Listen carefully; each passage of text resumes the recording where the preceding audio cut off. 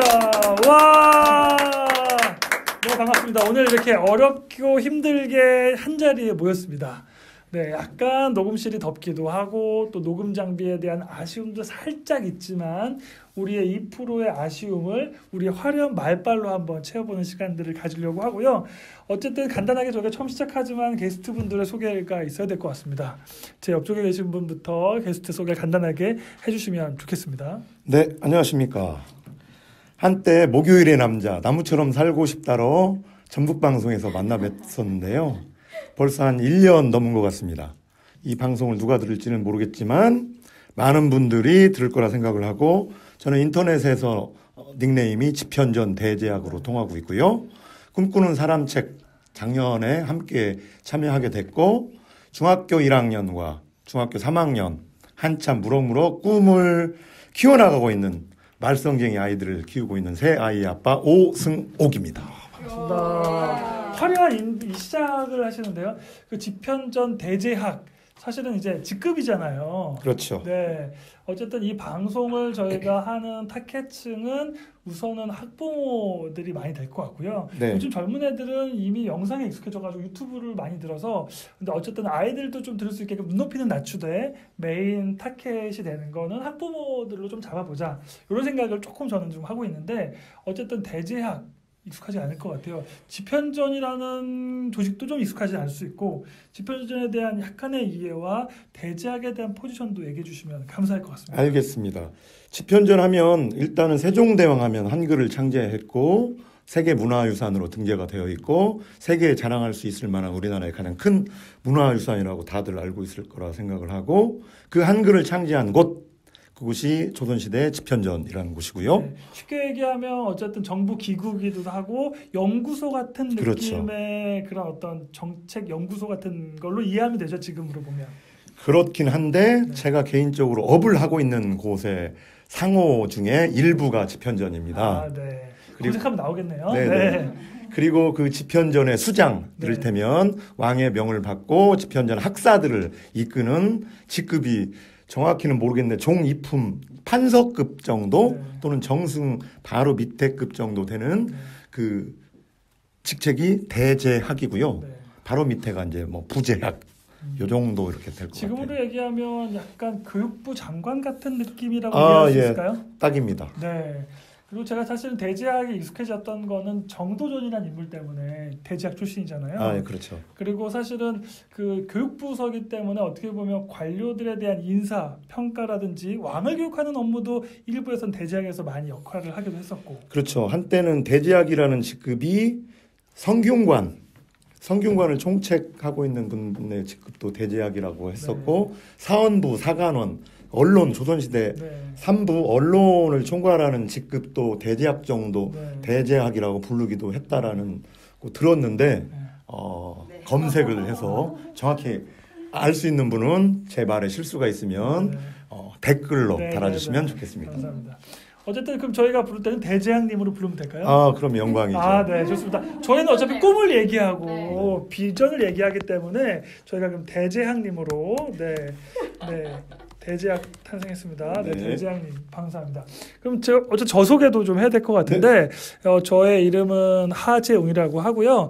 원래 좀 다양한 직업과 다양한 일을 좀 하고 있어서 한 번에 얘기하기보다는 지금 진행을 하면서 팟캐스트도 몇 개 운영을 했었고 이전에 뭐 취업 저격부터 시작해서 세상의 모든 똘끼 그다음에 지구마을 이장입니다부터 시작해서 그런 활동도 했었고 그다음에 이제 사업도 전동 킥보드 관련된 사업도 하고 있고 해외의 ODA라 그래서 해외 원조 개발 업무를 지금도 하고 있고 다음 달에 그래서 또 출장 가야 돼요. 다다음 달에 또 출장 가야 돼요. 보고서 또 써달라고 막 계속 압박받고 있고 그러면서 또 학교 교육 관련돼서 세계 시민 교육이라든지 진로 교육 관련돼서도 하고 있는 일이 있고 그다음에 또 지역 마을에서 무슨 그 프로젝트 같은 것도 몇 개 진행하는 게 있어서 네, 이거 멀티플레이어라고 하죠. 멀티플레이어. 뭐 너무 잡다하다라고 보실 수도 있는데 어쨌든 장단점이 있는 것 같아요. 진로를 얘기하면서는 장점이 많은 것 같아요. 네. 네, 와이프한테는 바가지를 좀 받고 있고 현실성이 없다는 이유로 네 이렇게 얘기하고 있는 저는 대제학이라고 얘기하셨으니까 저는 그러면 이전에 했던 세모돌이라는 이름을 쓰도록 하겠습니다. 세모돌. 어떤 뜻이죠? 세모돌은 제 그 팟캐스트 이름인데 세상의 모든 똘끼. 그래서 저 그 세모돌을 만들었던 이유는 자꾸 세상에서 새로운 도전이 필요하다. 도전에 대해서 좀 더 응원하고 격려하자. 이런 것들이 좀 필요하지 않을까라는 제 바람에 의해서 세모돌 뭐 이런 이름으로 좀 불러주시면 감사하겠습니다. 네, 그 다음 소개 부탁드리겠습니다. 네, 안녕하세요. 저는 정읍의 결혼 이주 여성으로 살고 있는 갑자기 왜 이렇게 소개 안 해주시죠? 갑자기. 대화하실 때는 원래 그러니까요. 굉장히 임팩트 있고 힘 있으신 분이시잖아요. 그러네요. 네. 저 팟캐스트가 처음이라 네네. 그런 것 같습니다. 네, 저는 서울에서 태어나서 한 29년 살다가 그것도 강남에서 주로. 네, 네. 뭐 그렇습니다. 강남 8학군에 네, 네, 네. 아무 의미가 없다는 거 네. 제가 증명하는 산증이 가진 자의 또 이 말이라고 할 수도 있고. 네. 그렇고 그 이후에 뭐 해외 주재원으로도 좀 생활을 하고 주로 어떤 나라에서 가장 오래 계셨죠? 벨기에, 벨기에. 브뤼셀에 좀 오래 한국에서는 있었습니다. 많이 익숙하지는 않은데 네. 나중에 시간이 되면 또 벨기에 토크에 대해서도 또 떠들도록 하겠습니다. 그렇죠. 벨기에 또 제가 생각하는 제2의 고향이랄까요. 아. 네, 그래서 드릴 말씀이 왔습니다. 네. 이후에는 정읍으로 내려와서 아이들 쌍둥이보다 어렵다는 네, 연년생 아들 둘을 키우고 있으며 직업으로는 지금 정읍시 도시재생 쪽 일을 담당하고 있고요. 네. 그 전에는 마을 만들기, 네, 농촌 분들에 대한 지원 사업들 네, 이런 일들을 좀 했었고 정읍에서도 하고 뭐 전라북도 쪽 일을 위해서 전주에서도 일을 했었습니다. 네. 그리고 제 별명 얘기하시는데 뭐 어마어마해가지고요. 네, 저는 한때 마을의 여신? 네. 보이는 라디오가 아니죠. 네. 네. 네. 그렇습니다. 그때 아까 저희 대재장님 말씀하신 그런 방송에서 네. 마을 전라북도 곳곳에 있는 마을들 소개하는 방송을 진행을 했었어요. 네. 그래서 이장님들 모셔서 토크도 진행하고 패널에서 진행자가 되는 네. 이른바 쉽지 않은 코스를 밟기도 했지만 짧은 기간만 했습니다. 네. 지금은 뭐 정읍시 도시생 쪽 일을 하면서는 직급은 팀장인데 제가 들었을 때 제일 좋고 와닿는 건 사실은 방국장이에요. 네, 사무국장 일을 계속 했어서 그런 것도 있고 이 뭐랄까요 액센트가 마음에 들더라고요. 그래서 저는 그냥 방국장 해주시면 네. 알겠습니다. 감사드리겠습니다. 네, 방국장님, 네. 네 반갑습니다. 그 하나만 더 질문할게요. 어쨌든 뭐 나중에 또 개별적인 인터뷰가 있을 수도 있긴 하지만 전공과 어쨌든 지금 하고 있는 일과의 연계성들에 대해서 조금 얘기하시면 좋을 것 같은데 원래 대학교에서 공부했던 건 어떤 거고 그러면서 어떻게 풀려가지고 지금의 이 도시재생까지 오셨는지도 살짝 언급만 오늘은 인트로니까. 네. 저는 대학교에서는 영문학을 전공을 했어요. 근데 영문학을 가게 된 계기도 사실은 어느 과를 가고 싶은지를 모르겠더라고요. 그래서 그러면 국문과를 가야겠다 생각했더니 정말 다 같이 국문과 가면 밥 먹고 못 산다고. 그래서 애매할 땐 영문과다. 그래서 정말 아무 생각 없이 점수 맞춰서 영문과에 진학을 했는데 대학 다니는 동안에 저는 계속 해외에서 뭐 아까 우리 세모돌님 얘기하신 것처럼 해외 봉사나 워크캠프 활동들을 했어요. 그러면서 해외에서 뭔가 일을 해보고 그런 사람들하고 교류하고 이런 거에 대한 재미를 느꼈던 것 같아요. 그러다 보니까 자연스럽게 또 영문학도 중에서는 제일 못하지만 그래도 영어를 좀 해서 해외 마케팅하는 일을 맡아서 일을 했었고요. 그 일을 한 7년 동안 하면서 또 기회가 좋아서 해외 주재원으로 유럽 지사에서 파견 근무도 하고 또 마지막 최종 근무지 사실 터키 이스탄불이에요. 그러니까 그런 데서 살아보는 경험도 가지게 됐고요. 그 이후에 또 정읍에 내려와서 살면서 마을 만들기라고 하는 전혀 전공이나 했던 일하고 다른 일을 하게 됐고 또 그걸 타고 방송이라는 것도 하다가 또 이제는 도시재생이라고 하는 정말 이과생들만 할 수 있는 일이 아닐까 하는 일에 매진하고 있습니다. 네. 재밌네요. 사실은 우리가 전공이 별거 아니고 사실 적성이 안 맞는 경우도 많지만 어쨌든 우리가 전공으로 내 인생에서 찍혀버리는 순간 그것 자체가 좋든 싫든 자기의 어떤 또 하나의 네임밸류처럼 적용할 수밖에 없는 부분들을 또 하나 보여주는 것 같고요. 맞습니다. 그러면서 또 그것과 연결고리로 그렇게만 사냐? 또 그렇지도 않은 삶의 모습을 또 보여주고 있는 케이스여서 네. 그런 사례여서 네. 한편으로 흥미롭기도 하고 또 전공에 대해서도 한번 생각해 볼 수 있는 여지가 되는 그런 좋은 또 사례를 얘기해 주신 것 같습니다. 아직 30대의 막차입니다만 네네네. 인생이 되게 저한테는 긴 것 같아요. 음. 그러니까 인생 길고 경험하고 또 실패할 시간도 굉장히 많으니까 네, 망했다고 생각하지 말고 와 거기까지 네, 그거는 여기까지. 뒷부분에 얘기할 거를 너무 빨리 여기까지 나가시면 하겠습니다. 네 너무 빨리 결론으로 나가시면 갔나요? 네 너무 빨리 이상입니다. 나가시면 약간 워워워워워 네 그다음 또 네, 저는 별명을 계속 고민했는데 네. 결국에는 생각을 못 해냈어요. 실망해도 되고 뭐 편하신 대로 실명을 하지 않겠습니다. 네네네 저도 장기자. 네, 그럴까요? 네. 네, 저는 한 정읍에서 8년 정도 네. 일을 했고요. 여기 계신 분들이 저를 알게 된 계기가 장기자로 아셨으니까 네. 저도 장기자로 부를 때가 제일 편해요. 아주 자기의 약간의- 편한 이름이 중요한 것 같아요. 약간의 부담감이 있는데 아, 기자라는 부담감인가요?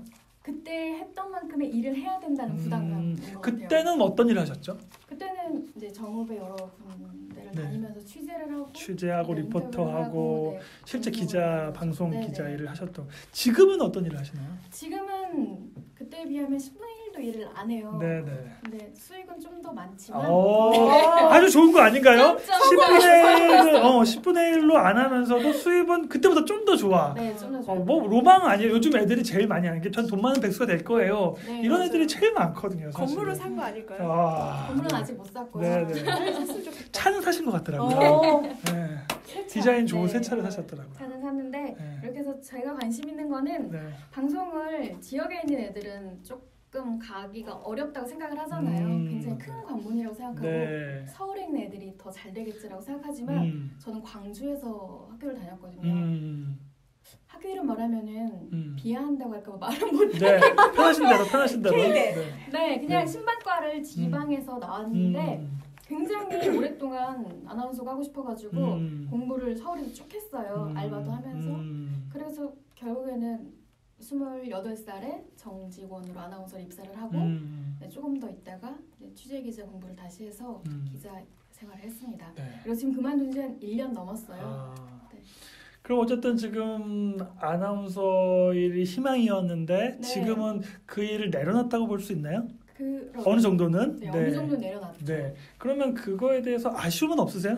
그거에 대한 아쉬움이 있어서 네. 지금도 네. 뭐 지역 축제나 뭐 기관에서 네. 하는 사회 같은 거 그래서 팟캐스트도 오신 거잖아요. 네, 맞아요. 아, 그죠? 꾸준히 하고 있고요. 네, 네. 네. 여기서 또 재밌는 거는 어쨌든 우리가 요즘 애들 많이 물어보면 가장 많은 여론조사 중에 하나가 연예인이에요. 그렇죠. 연예인 중에서도 아나운서 비율이 은근히 또 많아요. 그렇죠. 근데 사실은 아나운서 일을 해보셔서 알지만 우리가 알고 있는 텔레비전에 나오는 아나운서 말고도 게임 아나운서, 맞아요. 그다음에 유튜브 아나운서, 팟캐스트 아나운서, 또 사실은 지방 사실 국가 기관에서도 아나운서 일을 또 하는 사람들도 많고 네, 네, 네. 맞아요. 엄청나게 직군이 넓은데도 불구하고 우리가 흔히 알고 있는 고정화된 아나운서의 뭐 KBS나 MBC, 네, SBS만 그건- 아나운서라고 생각을 네 하죠. 맞아요. 사실은 말하는 사람이 전부 다 아나운서잖아요. 어, 그리고 그것이 할 수 있는 것들도 엄청나게 또 많잖아요. 사실은 그렇죠.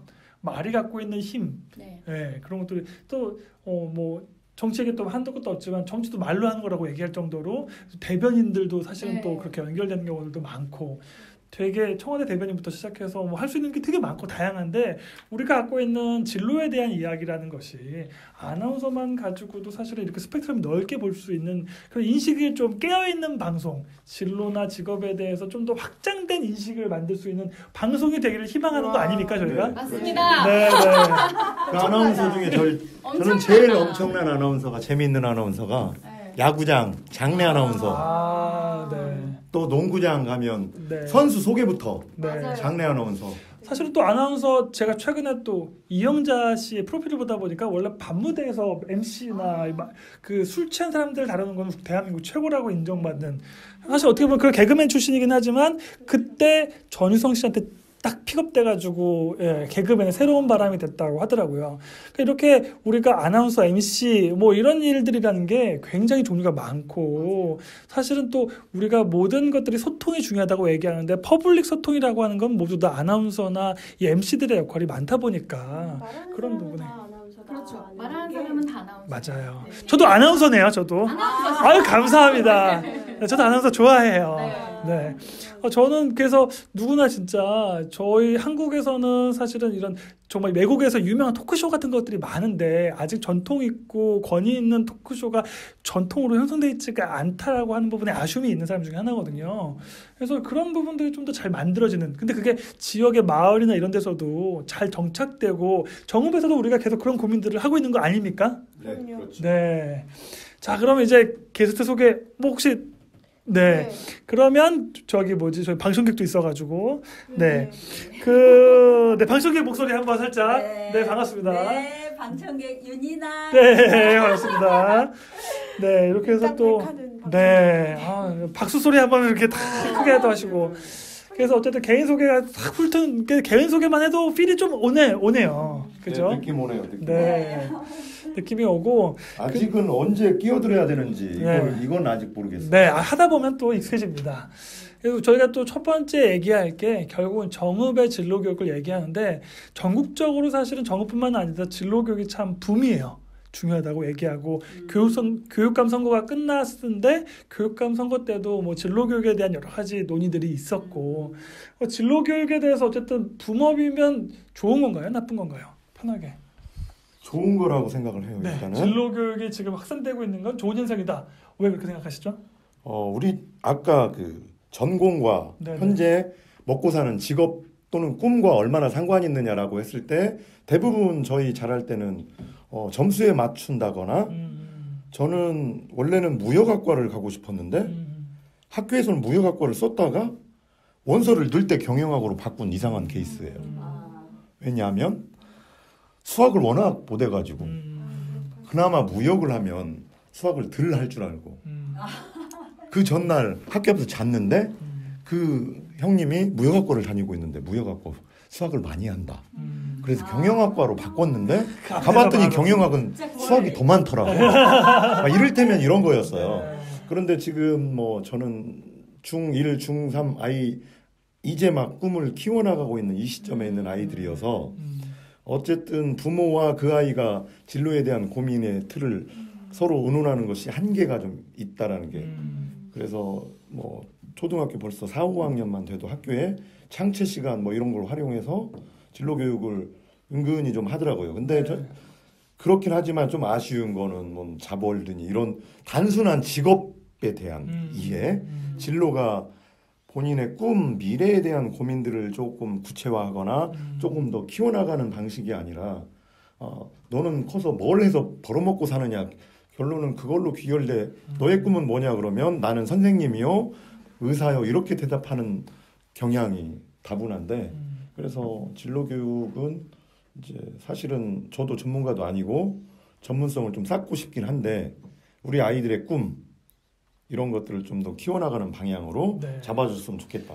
진로 지도에 대한 전문성의 얘기는 좀 더 뒤에 하시면 좋을 것 같고요. 제가 정리하는 입장에서 정리를 하면 어쨌든 반가운 진로 교육이 확산되고 있는 건 굉장히 반가운 일이다. 그렇죠. 반가운 일이라고 하는 건 어쨌든 학부모로서 그런 것들을 판단할 수 있거나 정보나 이런 게 제한이 많다 보니까 어쨌든 학교나 이런 데서도 그런 것들을 좀 더 확산시켜서 많이 논의하고 하는 건 필요한 것 같다. 네. 왜냐하면 본인의 어떤 경험으로 봐도 굉장히 우연한 기회에 전공과 연결해서 또 갑자기 바꾸게 되고 전공을 통해서 또 되는 것 같지만 또 그렇게 되지도 않고 이런 부분 때문에 어떻게 보면 수없이 많은 선택을 하면서 사실은 선택할 때마다 어떤 것에 기준을 잡아야 될지 고민이 좀 있었는데 그런 부분들이 어쨌든 지금에 있는 확산되고 있는 이 진로 쪽에서는 어느 정도는 해결되는 것 같다. 이제 그럼에도 불구하고 아쉬운 점은 진로 자체가 마치 돈 버는 일 직업 이런 걸로만 너무 꽂혀 있다 보니까 너무 단순화돼 가지고 뭐 어떤 변호사, 의사라고 하는 정형화되어 있는 직업에 대한 논의만 있는 건 좀 아쉽다. 이렇게 그렇죠. 정리할 수 있는 건가요? 네네 잘 정리해 주셨고요. 네.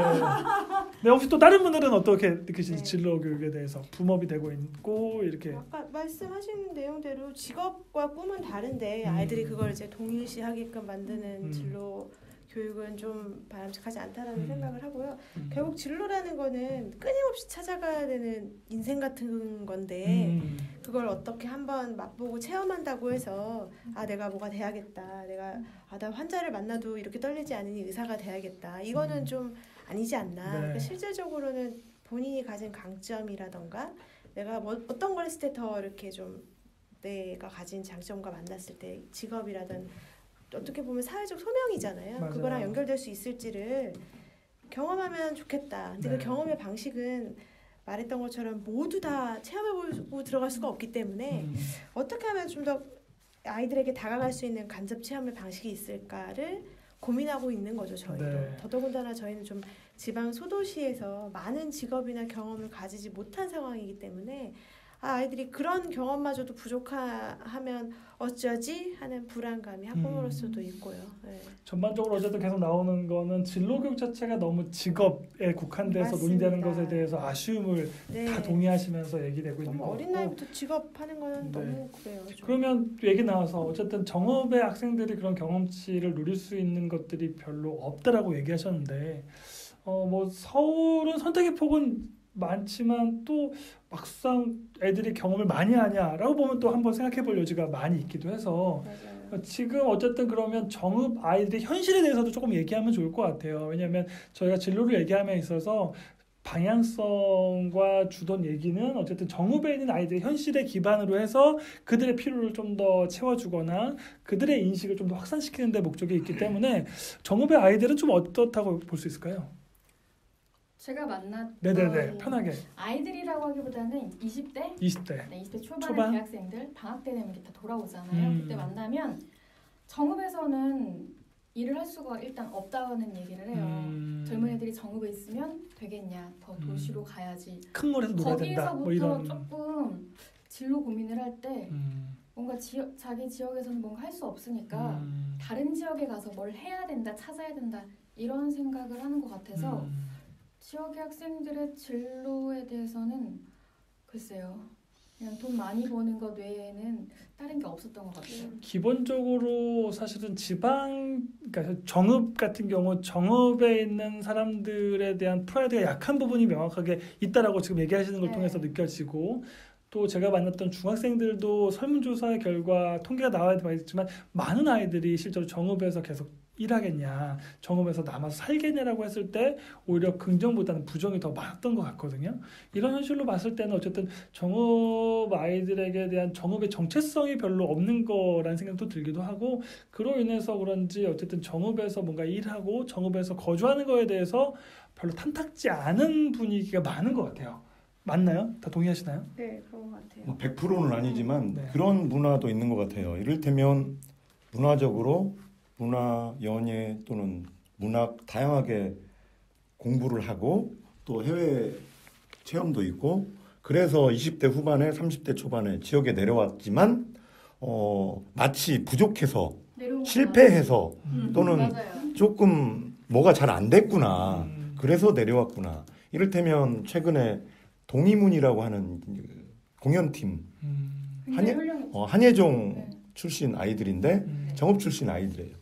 그리고 굉장히 훌륭한 친구들인데 지역 안에서 자기들끼리 이를테면 프로젝트 그룹일 수도 있고 또는 그걸 통해서 약간의 뭐 공연비라든지 이런 걸 사실은 생활비 정도 수준밖에 안 되지만 지역 안에서 문화를 통해서 자생을 스스로 해보겠다라는 친구들인데 몇 차례 만나보고 공연할 때 제가 약간의 스폰 도움을 살짝 드리기도 했어요. 근데 굉장히 건강한 친구들이고 이래서 그 친구들, 젊은 친구들이 다시 돌아왔을 때 내 아들 또는 내 동생이 정말 훌륭한 친구들이 지역 안에 돌아왔구나 하고 박수 쳐주고 격려해주고 우리 수준에서 조금 부족해 보여도 정말 멋지다라고 해주고 이런 어른들의 모습 환경 조성이 좀 중요한 것 같아요. 그쵸. 내려왔을 때 왜 내가 눈치를 봐야 되지? 이런 게 있다고 하더라고요. 제가 만났던 맞아요. 20대들은. 그렇구나. 네, 그래서 그럼 좀 뭔가 이 분위기가 왔구나, 그래 잘 됐다, 우리 뭐 해보자 이런 식으로 가야지. 제 취업이 안 됐대, 뭐 잘렸대 이렇게 된다고 느끼니까 오고 싶어도 못 오는 친구들이 있어요. 사실 서울에서도 저는 사무실 노량진에 있다 보니까 소위 말하는 수많은 루저들을 사실 보게 되거든요. 그러니까 서울도 사실 루저들은 넘치고 넘쳤는데 훨씬 많겠죠. 네, 훨씬 많죠. 인원수보다 훨씬 많죠. 미국아. 네. 근데 사실은 그 전반적으로 근데 정읍에 오면 왠지 루저인 느낌을 갖게 되는 게 아쉽다고 얘기하는 거잖아요. 사실 그 전반적으로 사회 분위기나 정읍 내에서도 왠지 좀 성공하면 서울로 가야 될 것 같고 맞아요. 이런. 근데 사실 그거는 전반적으로 우리 한국 사회가 가지고 있는 네. 특징인 것 같아요. 모든 소도시가 갖는 특징이고 네. 전주에 있는 친구들도 마찬가지고 서울에 있다 내려오면 일단 제가 뭐가 잘 안 됐대 이런 식으로 보니까 그렇죠. 환경 조성이 제일 먼저 되지 그쵸. 않을까. 사실은 뭐 욕을 많이 하지만 일본 같은 경우는 회귀 현상들이 굉장히 많아지고 있고 그걸 되게 장려하는. 왜냐하면 어쨌든 지금도 사실은 정부 쪽에서의 방향은 지방화에 대한 부분들이 명확하게 있고 사실 저는 어떻게 생각하냐면 서울 같은 경우는 실력의 차이가 아니라 실력이 비등비등해도 사실은 뭐 예를 들면 뭐 100명을 뽑는다 그러면 1등 그러니까 예를 들면 한 30등부터 150등까지는 실력이 비슷비슷하거든요. 근데 사실은 그 안에서의 차이인데 어쨌든 서울은 무대가 너무 좁아요. 그래서 실력이 있어도 무대에 서지 못하는 경우가 너무나 많아요. 하지만 그 같은 실력으로 사실은 지방에 내려오거나 이렇게 하면 꽃을 필 수 있는 게 많은데 저는 거기에 대한 대표적인 예가 가수 쪽으로 얘기하면 트로트 가수들이라고 생각하거든요. 그러니까 실력이 있었는데 뭐 댄스나 발라드로 하지 않고 트로트로 온 애들은 빨리 성장할 수 있었어요. 포지션도 빨리 잡고 있었고 왜냐하면 경쟁이 별로 치열하지 않기 때문에. 그랬던 케이스가 되게 많거든요. 그런 것처럼 자기의 어떤 포지션 전략, 위치 전략을 좀 더 빠르게 세운다면 정읍에서도 훨씬 더 많은 기회를 얻을 수 있고 그게 꼭 요즘 같은 경우도 저희 서울에서 왔다 갔다 하는데 무슨 1시간 반이면 왔다 갔다 가능하니까 서울에서도 지낼 때 거리가 1시간 반 왔다 갔다 하는 경우 되게 많거든요. 그러니까 진짜 한국 자체가 워낙 그런 교통에 대한 자유함이 있어서 교통이나 지역에 구애받지 않고 활동할 수 있는 무대 폭이 되게 넓기 때문에 그런 부분들을 좀 더 폭넓게 볼 수 있는 부분들이 많지 않을까라는 생각을 하게 됩니다. 네. 잠깐 쉬었다가 하겠습니다. 네. 네. 쉬었다 하시죠.